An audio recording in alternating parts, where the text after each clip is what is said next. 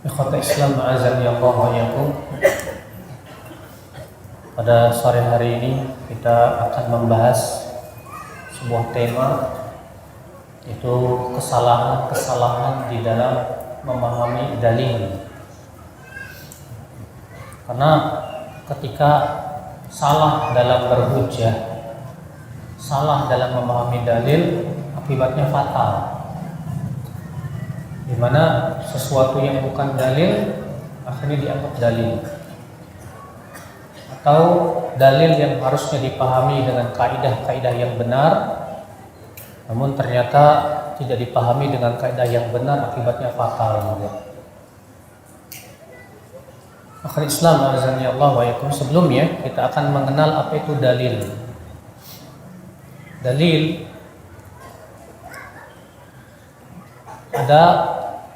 adalah merupakan perkara yang merupakan dasar dari segala sesuatu. Dan dalil dalam Islam ada yang disepakati dan ada yang masih diperselisihkan para ulama. Adapun yang disepakati yaitu Al-Quran, yang kedua yaitu hadis, dan yang ketiga yaitu ijma'. Adapun yang keempat menjadi perselisihan, apakah itu hujjah atau bukan, yaitu qiyas. Namun madhab yang rajih, yang kuat, yaitu pendapat imam yang empat, bahwa qiyas yang sahih itu dalil, karena ditunjukkan oleh banyak dalil dari Al-Quran dan hadis Nabi Sallallahu Alaihi Wasallam. Kemudian akhwan Islam, menjadi perselisihan ulama juga, apakah qaulus sahabi hujjah atau bukan. Ya, sebagian mengatakan pendapat sahabat bukan hujjah, sebagian mengatakan hujjah. Namun yang sahih bahwa pendapat para sahabat itu ada beberapa keadaan. Keadaan yang pertama yaitu pendapat sahabat yang sudah terjadi ijma' di kalangan mereka, maka pada waktu itu hujjah, karena ini termasuk ijma'. Keadaan yang kedua, pendapat sahabat yang tidak diketahui padanya penyelisihan dari sahabat yang lain. Artinya kalau ada sahabat berpendapat, ternyata tidak ada satupun sahabat yang menyelisih pendapat beliau. Ini ada dua keadaan, sebagaimana dijelaskan oleh Imam Syafi'i rahimahullah. Keadaan yang pertama, pendapat sahabat itu masyhur di kalangan sahabat lain, atau dalam permasalahan yang sering terjadi, dan ternyata tidak ada satupun sahabat yang mengingkari sahabat ini atau menyelisihinya. Maka yang sahih ini adalah disebut dengan ijma' sukuti, ijma' diam-diam. Ya, kenapa? Karena ketika para sahabat tahu ternyata mereka tidak mengingkari, itu menunjukkan bahwa mereka setuju. Yang kedua, keadaan yang kedua yaitu pendapat seorang sahabat namun tidak masyhur di kalangan sahabat lain. Artinya dalam artian pendapat sahabat ini tidak terkenal di kalangan sahabat, bukan juga ia lakukan di hadapan para sahabat. Nah, ini yang menjadi perselisihan, apakah pendapat sahabat seperti ini hujjah atau bukan. Imam Syafi'i rahimahullah mengatakan dalam kitab Jima'ul Ilm bahwa itu hujjah. Dan itu yang dibela oleh Al-Imam Ibnu Qayyim rahimahullah dan banyak ulama. Kenapa? Karena Allah Subhanahu wa taala memuji para sahabat. Rasulullah pun juga memuji para sahabat. Maka pujian Allah itu sudah mencukupi dari pujian manusia. Bahkan ketika Nabi SAW mengabarkan bahwa umat Islam akan berpecah belah, Rasulullah SAW mengatakan ma ana alaihi wa ashabi. Maka dari itu yang sahih kata Ibnu Qayyim bahwa pendapat sahabat itu hujjah. Kemudian ada hal-hal yang lainnya. Sekarang apa kesalahan-kesalahan dalam memahami dalil? Banyak ya akhi. Ya, kalau dibukukan mungkin menjadi buku yang cukup tebal. Kesalahan yang pertama yaitu menjadikan yang bukan dalil sebagai dalil. Ini banyak warna-warninya dan gambarannya. Apalagi di dalam dunia sufi. Dalam dunia sufi mereka berhujah dengan mimpi wali. Jadi menurut mereka mimpi wali itu nggak mungkin salah. Kenapa? Karena mimpi wali itu pasti benar. Sehingga akhirnya mereka seringkali sangat percaya kepada mimpi. Padahal Ahlussunnah wal Jamaah semuanya sepakat bahwa mimpi itu bukan hujah. Memang ada hadis yang menyebutkan bahwa mimpi seorang mukmin itu benar, sahih. Bahkan ada dalam hadis bahwa mimpi seorang mukmin itu 1/48 dari kenabian. Namun kata para ulama, mimpi tidak bisa menghalalkan yang haram atau mengharamkan yang halal. Mimpi juga tidak bisa dijadikan sebagai dalil untuk membuat sebuah ibadah. Ya. Hanya ada sebagian kelompok yang mereka jaulah, tahu kan jaulah? 7 hari, 40 hari. Iya. Pernah ikut. Nah, itu ternyata dasarnya mimpi pendiri daripada kelompok tersebut. Dia mengatakan katanya saya bermimpi bertemu Rasulullah SAW dan memerintahkan untuk jaulah. Sehingga dianggap bahwa mimpi tersebut sebagai hujah dan dalil. Padahal mimpi bukan hujah, bukan dalil. Mimpi itu sebagai bisyarah saja, sebagai apa? Kabar gembira. Adapun untuk membuat mensyariatkan sesuatu harus berdasarkan Al-Quran dan hadis. Kenapa? Karena agama kita ini, Pak, sudah sempurna saat Rasulullah SAW masih hidup. Allah berfirman, "Al-yawma akmaltu lakum dinakum wa atmamtu 'alaikum ni'mati wa raditu lakum al-Islam dinan."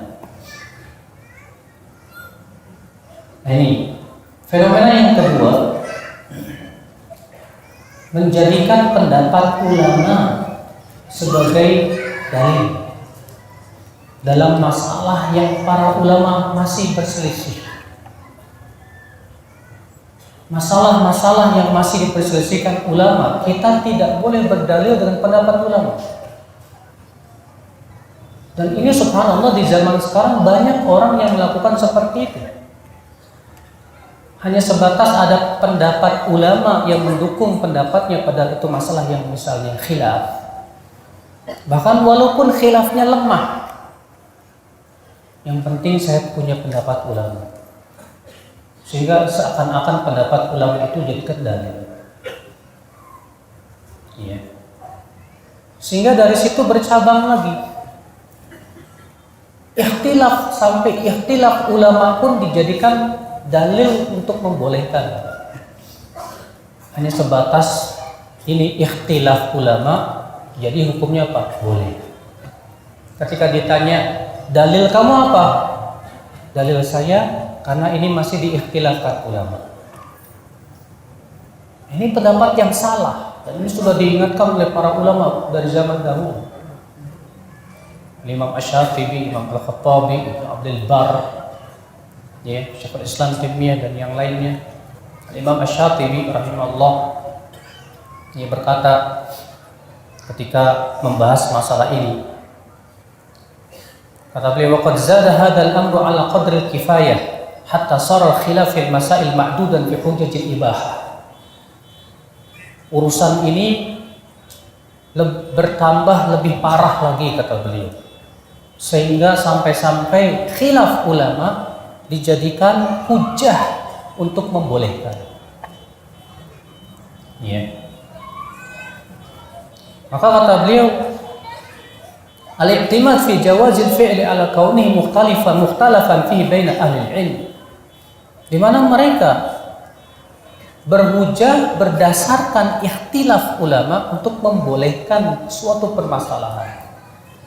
Maka kata beliau, ya, wa huwa ainul khata' 'ala syariah. Ini sebuah kesalahan dalam syariat. Haitsu ja'ala ma laysa mu'tamadan. Di mana menjadikan sesuatu yang bukan bisa dijadikan dalil sebagai dalil. Saya berikan contoh Pak di zaman sekarang. Ketika kita bawakan dalil tentang perintah Nabi untuk memanjangkan janggut. Nabi SAW bersabda apa? Juzus syawarib wa a'ful liha khaliful majus. Potonglah kumis, panjangkan janggut, dan selisih apa? Orang-orang majus. Di sini Nabi memerintahkan panjangkan janggut.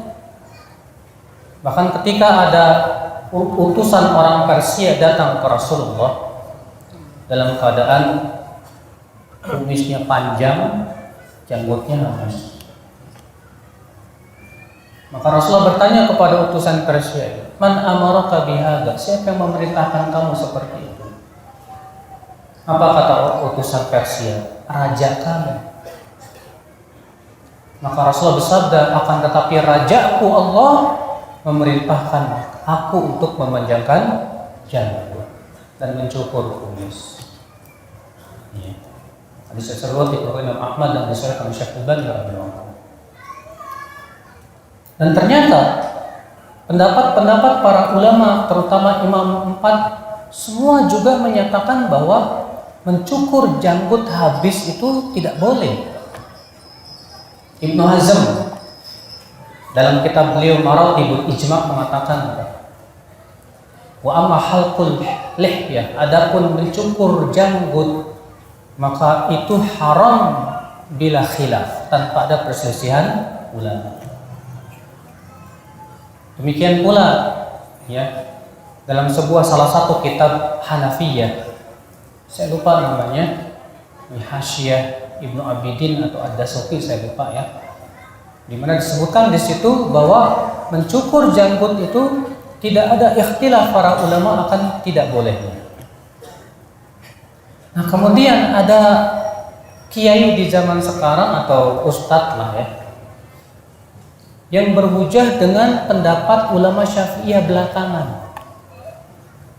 Menurut ulama Syafi'iyah, saya lupa namanya juga, Zakaria siapa gitu, beliau mengatakan mencukur janggut itu hukumnya makruh saja. Akhirnya apa? Dia tinggalkan hadis, dia tinggalkan pendapat-pendapat ulama hanya karena ada pendapat 1 atau 2, 3 ulama yang menyatakan hukumnya apa? Makruh. Atas dasar ini kemudian dia cukur jenggot. Kita katakan ajib. Ini pendalilan seperti ini aneh. Iya. Lalu ketika kita mengatakan, ya akhi, kenapa antum cukur jenggot? Udahlah, ini ikhtilaf ulama, gak usah diperbesar. Padahal khilaf dalam masalah ini lemah, Pak. Kalau kita melihat pendapat-pendapat ulama terdahulu, ya, apalagi sudah ada penukilan dari 2 ulama yang menyatakan tidak ada perselisihan akan haramnya mencukur janggut. Contoh lagi, masalah musik. Banyak ulama menyatakan bahwa musik itu haram dengan ijma' salaf. Dalil tentang haramnya musik banyak. Di antaranya hadis riwayat Bukhari. Nabi sallallahu alaihi wasallam mengatakan apa? La yastahillanna aqwamun min ummati al-hira wal harira wal khamra wal ma'azif. Benar-benar akan ada beberapa kaum dari umatku yang menganggap halal apa? Zina, arak, sutra, dan alat-alat musik. Banyak ulama menyatakan akan haramnya musik. Bahkan banyak ulama menulis khusus buku tentang masalah musik, membantah Ibnu Hazm yang membolehkan. Karena madhab yang 4 seluruhnya sepakat, imam-imamnya, haramnya musik. Demikian pula ya para sahabat, para tabi'in, tabi'ut tabi'in. Adapun yang dinukil dari sebagian salaf bahwa mereka membolehkan, ternyata pak sanadnya semuanya dhaif dan terputus. Tidak ada yang sahih. Itu sudah dijelaskan. Kemudian ada orang atau ustadz yang mengatakan Ibnu Hazm membolehkan. Kita katakan ajib, kamu tolak dalil dan ijma' salaf hanya karena berpegang kepada pendapat siapa? Ibnu Hazm. Aneh.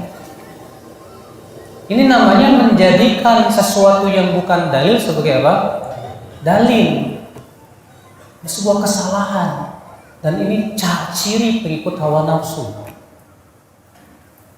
Makanya Ibnu Hajar Al-Haytami dari kalangan ulama mazhab Syafi'i ketika menyebutkan tentang keharaman musik, beliau berkata apa? Siapa yang mengatakan bahwa haramnya musik itu masih diperselisihkan, fahuwa jahil, itu orang bodoh. Sampai begitu Ibnu Hajar Al-Haytami.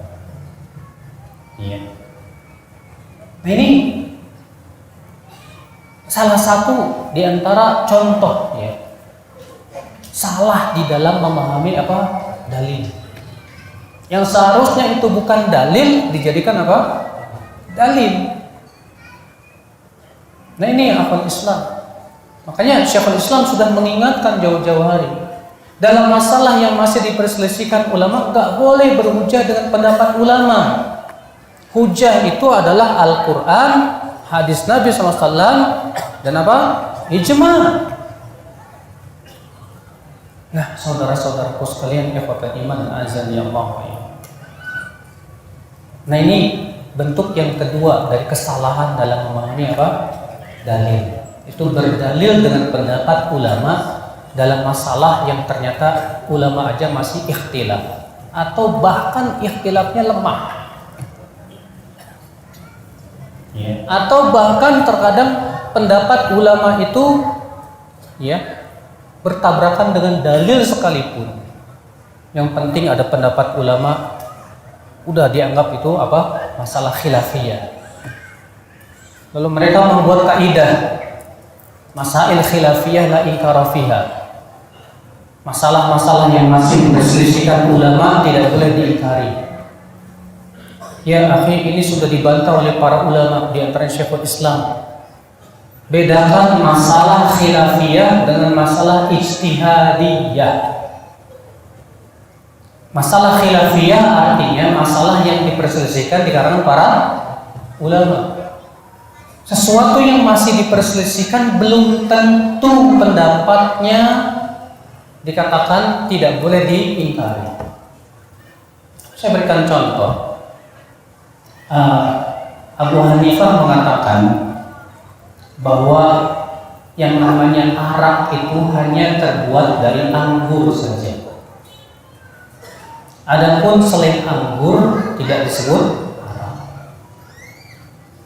Ini pendapat Ibu Abu Hanifah dibantah oleh para ulama. Kenapa? Karena bertabrakan dengan dalil yang sahih dan sharih. Bahwa Nabi SAW bersabda kan, kullu muskirin khamrun wa kullu khamrin haram. Setiap yang memabukkan itu arak dan setiap arak itu apa? Haram. Maka tidak boleh misalnya ada seorang pemuda mabuk, dia bilang ini bukan anggur Pak, ini rambutan. Kata Abu Hanifah kalau arak itu dari anggur aja.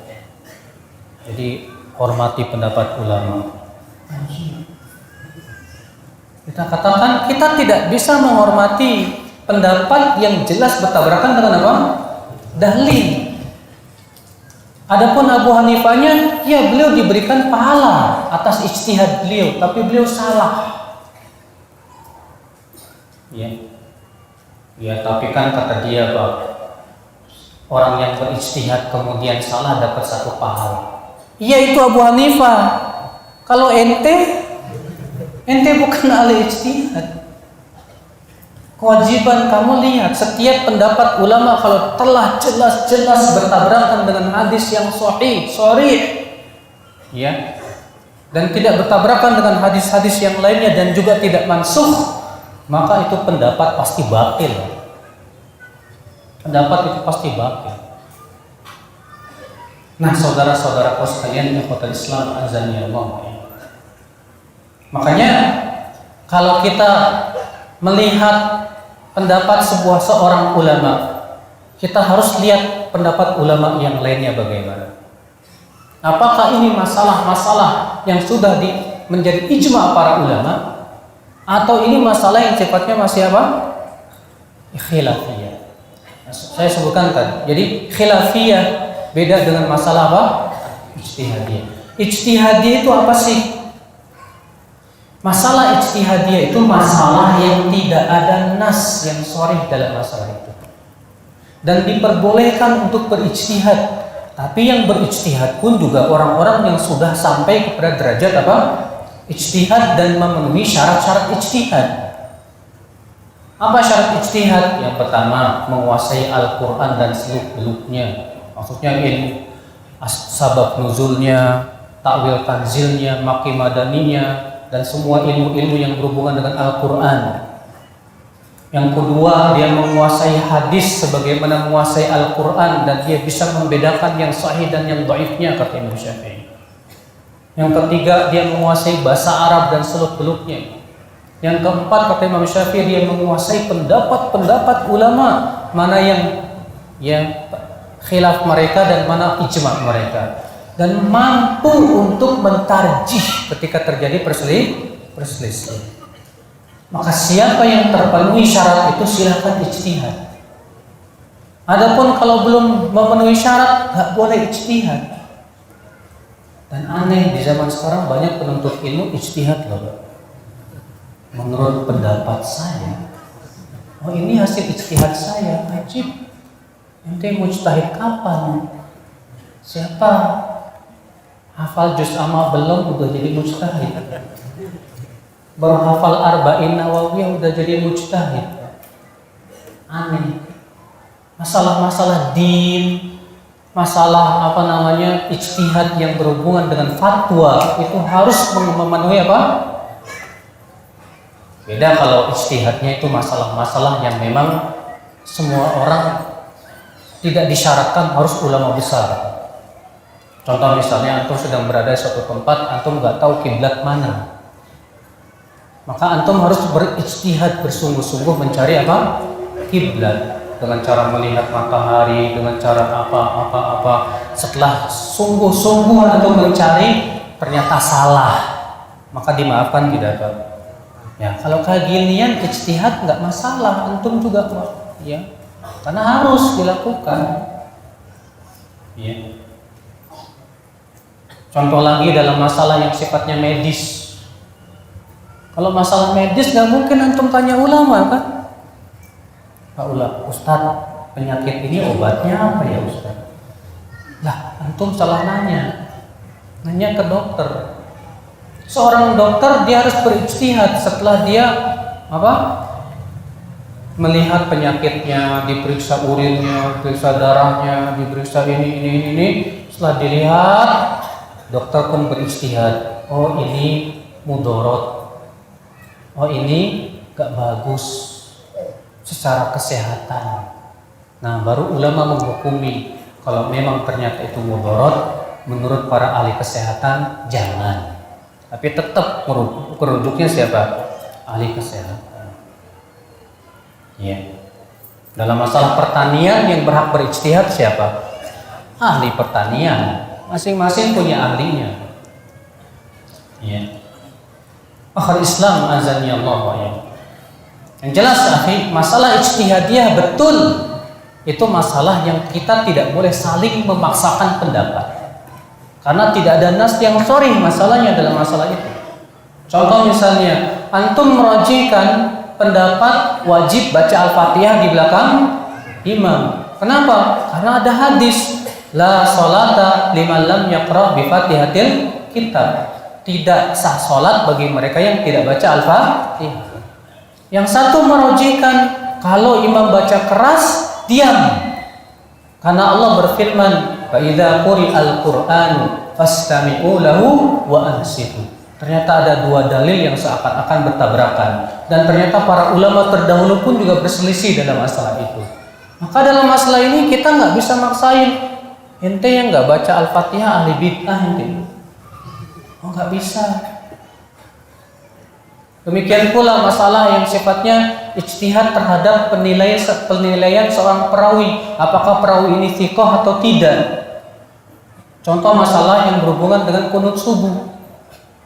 Nabi SAW senantiasa kunut subuh sampai meninggal dunia. Permasalahannya ada seorang perawi yang berselisih para ahli hadis, dia thiqah atau dhaif. Yang bernama Abu Ja'far Ar-Razi, Isa bin Mahan. Sebagian ulama menganggapnya thiqah. Dan itu dinukil dari pendapat Yahya bin Ma'in. Demikian pula Al-Fallas dan yang lainnya. Jumhur mengatakan dia dhaif karena apa? Buruk hafalannya. Nah, karena beda ijtihad tentang seorang perawi, akibatnya apa, Pak? Beda hasil. Mereka yang mendhaifkan mengatakan hadisnya dhaif, nggak bisa diamalkan. Mereka yang menganggap thiqah, hadisnya sahih, bisa diamalkan. Maka yang seperti ini kita nggak bisa saling memaksakan pendapat. Yang salah itu yang mengatakan kunut subuh itu hukumnya wajib. Nah, nggak ada pendapat ulama begitu. Ada sebagian orang kalau nggak kunut subuh itu sampai sujud sahwi, bahkan diulang lagi sholatnya. Aneh. Walaupun saya merojikan pendapat yang mengatakan dhaif hadisnya. Ya. Nah, ini masalah-masalah khilafiyah, ijtihadiyah. Karena tidak ada nas yang sharih dalam masalah itu. Maka dari itu kewajiban kita dalam masalah-masalah ijtihadiyah, betul kita tidak boleh saling memaksakan pendapat dan tidak bisa menuduh lawan kita sebagai orang yang sesat. Terjadinya perpecahan itu, Pak, di saat masalah ijtihadiyah dianggap bagaikan ijma ulama. Nah, ini yang bakalan terjadi perpecahan di kalangan penuntut ilmu. Akhirnya hasilnya apa? Gontok-gontokan. Kata ustadz saya gak boleh. Oh, kata ustadz saya boleh kok. Kamu sururi lah. Kamu hisbi lah. Loh, kok gitu? Cara berdalilnya aneh. Nah, seperti ini yang bahaya, Pak. Iya. Kalau pendapat ulama yang benar-benar ulama aja, kalau ternyata itu masalah khilaf para ulama nggak boleh jadikan hujah, apalagi ustadz yang bukan ulama. Yang ternyata para asatidzah pun juga berselisih paham karena para ulama juga ternyata berselisih paham dalam masalah ini karena tidak ada nas yang sharih dalam permasalahan itu. Nah, inilah, Pak. Ya, makanya antum kalau menuntut ilmu jangan cuma satu ustadz toh. Sebab kalau antum menuntut ilmu satu ustadz toh, antum ngefan banget sama ustadz itu. Akhirnya Pak, pendapat ustadz antum itu dianggap bagaikan wahyu dari langit, saudara. Pokoknya apa kata pendapat ustadz saya ikut. Yang nggak setuju saya musuhi. Wah, ini bahaya, Pak, seperti ini. Akhirnya menjadikan pendapat ustadz sebagai apa? Dalil. Padahal dalil itu apa? Al-Quran, hadis, ijma. Ikhwatul Islam, azza Allah. Kemudian di antara kesalahan dalam memahami dalil yang keberapa? Yang ketiga, ya, yaitu menolak dalil yang harusnya sebagai dalil tapi tidak dianggap sebagai dalil karena nggak sesuai dengan keinginan hawa nafsu atau karena kebodohan. Saya berikan contoh, Pak. Ketika para ulama membagi tauhid menjadi 3. Tauhid rububiyah, uluhiyah, asma wa sifat. Lalu orang yang nggak setuju dengan pembagian ini nanya, mana dalilnya tauhid terbagi menjadi 3? Nggak ada dalam Al-Quran. nggak ada dalam hadis. Padahal Pak, di dalam ilmu usul fikih ada yang disebut dengan istilah dalil al-istiqra. Dalil dari hasil meneliti dalil. Paham tidak? Contoh misalnya, hukum Islam ada 5, wajib, sunnah, mubah, makruh, haram. Ada nggak dalilnya dalam Al-Quran? Allah mengatakan hukum Islam ada 5, ada? Nggak ada. Ada nggak dari Nabi? Nabi mengatakan hukum Islam terbagi jadi 5, ada? Nggak ada. Tapi para ulama meneliti. Setelah diteliti, dikumpulkan semua dalil, ternyata hukum Islam terbagi menjadi 5. Wajib, mubah, sunnah, makruh, dan haram. Demikian pula masalah tauhid. Tauhid terbagi menjadi 3 setelah diteliti oleh para ulama. Ternyata semua dalil-dalil dari Al-Quran dan hadis, semua jenis tauhid yang Allah sebutkan dalam Al-Quran tidak lepas dari 3 itu.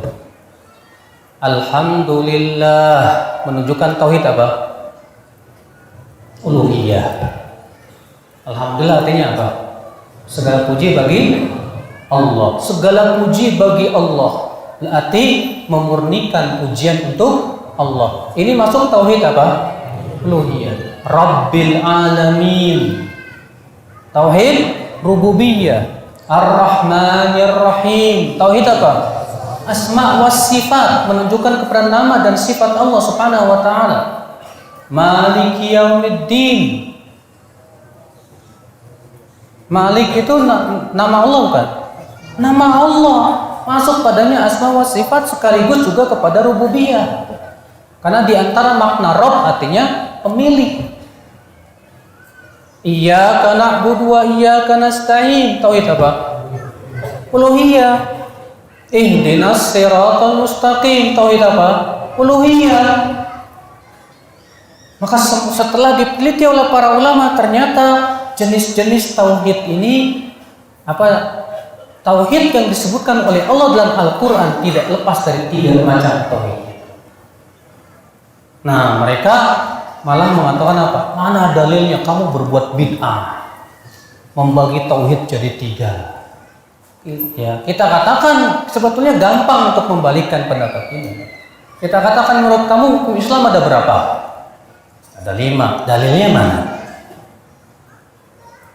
Ya, penelitian. Sama ini juga penelitian. Apa bedanya? Ya. Contoh lagi, Pak.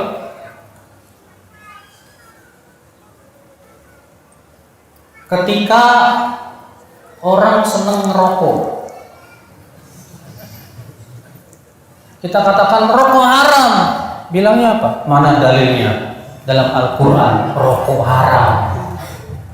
Mana dalilnya dalam hadis rokok haram? Kan yang boleh mengharamkan hanya Allah. Ya, kata dia begitu.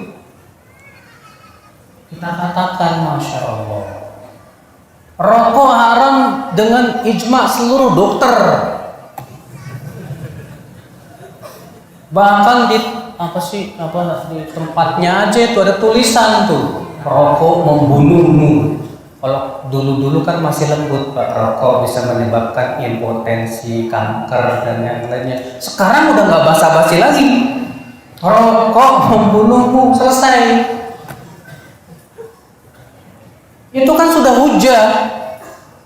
Tapi kan nggak ada dalilnya Al-Quran mengatakan rokok haram.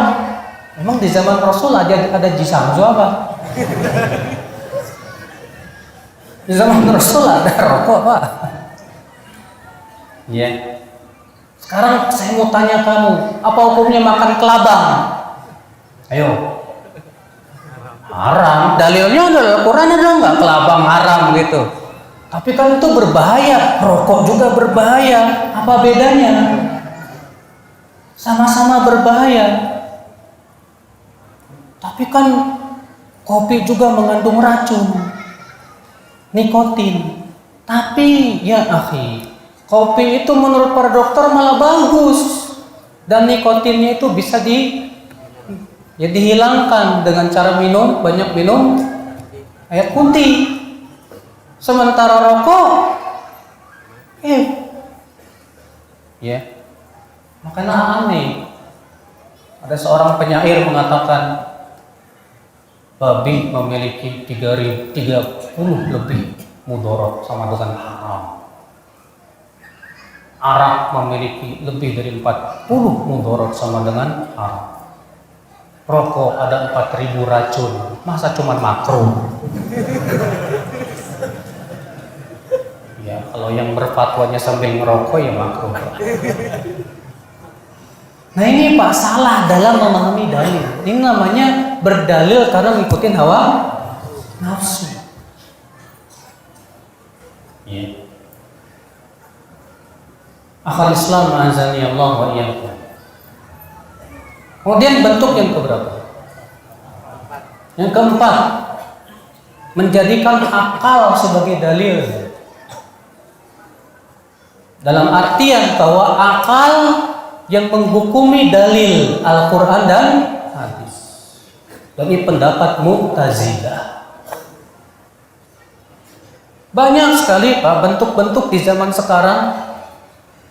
Ada orang yang menolak istiwa Allah di atas arasy. Karena apa? Menurut dia nggak sesuai dengan akal. Berarti kalau Allah beristiwa di atas arasy, Allah butuh arasy dong. Kalau arasnya nggak ada, Allah jatuh dong katanya. Kalau Allah beristiwa di atas arasy, berarti Allah butuh tempat dong. Dan semua karena apa? Akal. Dipikirkan oleh pikiran dia. Padahal kalau kita tanya sama dia, kamu yakin nggak Allah mendengar? Yakin. Manusia juga mendengar loh mas. Tapi kan mendengarnya Allah nggak sama dengan mendengar manusia. Kita katakan demikian pula istiwanya Allah di atas arsy tidak sama dengan istiwanya manusia. Apa bedanya? Banyak orang menolak dalil dengan akal. Hanya sebatas dia melihat kok kayaknya nggak masuk di akal. Saya pernah mendengar seseorang, bahkan profesor, mengatakan saya kurang percaya sama azab kubur. Kenapa Pak? Gak masuk di akal. Gimana? Gimana kalau orang itu dimakan sama ikan? Gimana kalau orang itu dibakar sama api? Kita katakan ya akhi, Allah dan Rasulnya yang mengabarkan tentang adanya azab kubur. Adapun masalah dia dimakan ikan, dibakar api, sekarang saya mau tanya, Allah Maha Kuasa atas segala sesuatu apa enggak? Allahu ala kulli syai'in qadir. Bagi Allah mudah. Nah ini akal Islam. Banyak lagi di zaman sekarang. Ya, menolak dalil hanya karena tidak sesuai dengan apa? Akal, nalar pikiran dia. Sebuah kesalahan yang luar biasa. Di antara kesalahan lagi, lebih mendahulukan adat istiadat nenek moyang daripada dalil. Dan ini juga banyak di zaman sekarang. Bahkan yang melakukannya KTP-nya Islam. Menganggap bahwasannya pokoknya yang berasal dari nenek moyang benar. Ya. Akhirnya berapa banyak dalil-dalil syariat ditolak hanya karena apa? Nenek moyang. Sudah gitu mereka mengeluarkan sebuah kaidah usul fikih. Al-'adatu muhakkamah. Adat istiadat bisa dijadikan hukum tuh katanya. Padahal apa? Untuk memahami kaidah usul fikih ini harus ditempatkan pada tempatnya. Kapan adat bisa jadikan hukum? Itu ada perinciannya dalam kitab-kitab para ulama. Ketika mereka para ulama usul fikih menjadikan al-'adatu muhakkamah, itu ada syarat-syaratnya. Di antara syaratnya apa? Adat boleh dijadikan hukum dalam masalah yang memang batasannya tidak ada dalilnya dalam syariat Islam. Kalau ternyata ada dalil yang menunjukkan adanya pembatasan, maka adat nyingkir. Tapi kalau tidak ada batasannya dalam syariat, betul di saat itu bisa adat menjadi patokan. Syarat yang kedua, adat tersebut tidak boleh bertabrakan dengan dalil. Contoh misalnya Pak, masalah menutup aurat. Allah memerintahkan menutup aurat tidak? Ya. Sekarang ada enggak warna tertentu atau misalnya bentuk tertentu? Ya, kira-kira orang Indonesia apakah harus pakaiannya ngikutin pakaian orang Saudi? Pakai gamis, pakai gutroh, pakai igol? Kita katakan enggak harus. Kata Syekh Utsaimin, yang sunnah mengikuti adat kaum muslimin masing-masing di tempat masing-masing. Ya. Kenapa? Karena masalah ini tidak ada batasan dalam syariat, maka dikembalikan kepada adat istiadat. Kalau pakaian perempuan ada batasannya dalam syariat. Harus apa? Menutup seluruh tubuh. Tidak boleh ketat. Tidak boleh tipis. Tidak boleh dihias-hiasi yang membuat para laki-laki menjadi tergoda. Ya. Maka nggak bisa kita katakan, oh pakaian setiap adat itu sesuai dengan adat masing-masing. Berarti jilbabnya orang asmat apa? Bingung. Jilbabnya ini, jadi jilbab tuh nggak wajib harus begini, jadi ngikutin masing-masing aja. Kita katakan ini batil. Kenapa? Karena dalil sudah menyatakan dan sudah memberikan batasnya. Makanya akhwat Islam azan ya Allah wa iyyakum. Nah ini akhwat Islam. Kemudian di antara kesalahan dalam memahami dalil di antaranya akhwat Islam azan ya Allah wa iyyakum, yaitu ketika ya akhwat Islam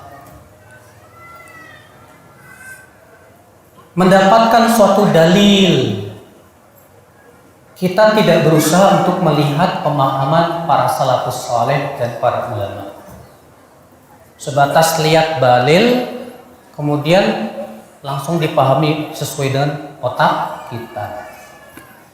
Kalaulah yang memahami ini ulama yang betul-betul kuat keilmuan dia dan luas keilmuan dia, gak masalah. Sebagian penuntut ilmu sebatas melihat dalil, tapi tidak melihat bagaimana pendapat ulama tentang dalil tersebut. Ini juga salah satu kesalahan ya. Makanya Al-Imam Asy-Syatibi mengingatkan. Sudah masuk isya belum? Hah? Sudah? Belum. Ini yang ada bilang sudah, ada yang mengatakan belum. Terjadi ikhtilaf. Udah. Tapi silakan azan dulu. Iya, kita lanjutkan. Kata Imam Asy-Syatibi, kullu dalilin min adillati syar' la yakhlu min salati halat binisbati li fahmi sahabat atau kama qala. Setiap dalil-dalil syariat dilihat dari pengamalan dan praktek para sahabat tidak lepas dari tiga keadaan. Keadaan yang pertama kata beliau, dalil yang diamalkan oleh para sahabat secara kontinu atau dalam kebanyakan waktu. Dan ini nggak masalah kita amalkan. Dan ini yang paling banyak Pak.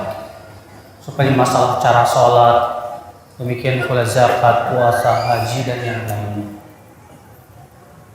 Yang kedua, dalil yang jarang diamalkan oleh sahabat kecuali pada waktu tertentu saja. Tidak pada setiap keadaan dan tidak menjadi rutinitas mereka. Maka kita pun tidak boleh mengamalkan hadis tersebut secara rutin. Contoh perkataan Syekhul Islam Taimiyah mengatakan boleh sekali-kali sholat duha secara berjamaah, namun tidak boleh dirutinkan. Ya. Yang ketiga, dalil yang ternyata tidak ada satupun sahabat yang mengamalkan dalil tersebut. Bahkan yang ada adalah kebalikannya. Maka tidak boleh kita mengamalkannya dengan pengalaman praktek yang ternyata tidak sesuai dengan praktek para sahabat. Ternyata tidak ada satupun sahabat yang mengamalkan seperti itu. Contoh misalnya hadis, Allah memiliki malaikat-malaikat yang mencari majlis-majlis zikir. Apabila mereka mendapatkan majlis zikir, mereka pun mengerubunginya. Ketika mereka kembali kepada Allah, Allah bertanya apa yang mereka lakukan. Para malaikat berkata mereka bertasbih, bertahmid, bertahlil. Lalu ada orang memahami hadis itu menunjukkan boleh zikir berjamaah dengan satu suara dipimpin satu orang. Sementara yang kita dapatkan para sahabat nggak ada yang memahami seperti itu. Yang ada justru kebalikan. Para sahabat mengingkari gaya seperti itu. Sebagian diriwayatkan dari Abdullah bin Mas'ud, dari Umar bin Khattab, dari Khabbab bin Al-Arat. Mereka mengingkarinya dan sanadnya sahih. Sementara pendapat 3 sahabat ini tidak ada satupun sahabat yang mengingkarinya, tidak pula ada yang menyelisihinya. Maka yang seperti ini apa? Ijma' sukuti. Ijma' sukuti menunjukkan bahwa para sahabat sepakat dengan 3 sahabat ini. Maka tidak bisa dipahami hadis tersebut untuk membolehkan zikir dengan cara apa? Bersama-sama satu suara dipimpin satu orang. Karena itu ternyata tidak dipahami oleh para sahabat seperti itu. Kalau ada antum misalnya datang beberapa orang ke masjid, mau sholat tahiyat masjid, lalu antum bilang, yuk kita sholat berjamaah tahiyat masjid. Dalilnya apa Pak? Kan Rasulullah sabda, sholat berjamaah lebih baik daripada sholat sendirian 27 kali lipat. Hadis sahih loh Mas. Iya, masalahnya ada nggak contoh dan praktek dari Rasulullah dan para sahabat bahwa mereka sholat tahiyat masjidnya berjamaah? Ada nggak? Ketika tidak ada satupun sahabat yang memahami seperti itu, jangan kita pahami seperti itu juga. Walaupun memang Pak, ada dalil yang memang masalah maknanya sangat jelas. Contoh misalnya dalil yang berhubungan dengan masalah apa? Targhib dan targhib. Rata-rata dalil seperti ini jelas sekali maknanya. Ya.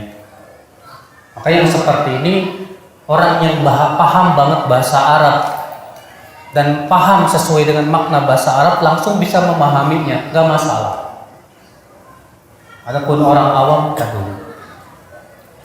Akhwat Islam azan ya Allah dan banyak lagi yang lain ya. Kalau membahas tentang kesalahan-kesalahan dalam memahami dalil, ya butuh waktu yang cukup lama, tapi karena waktunya tidak mengizinkan.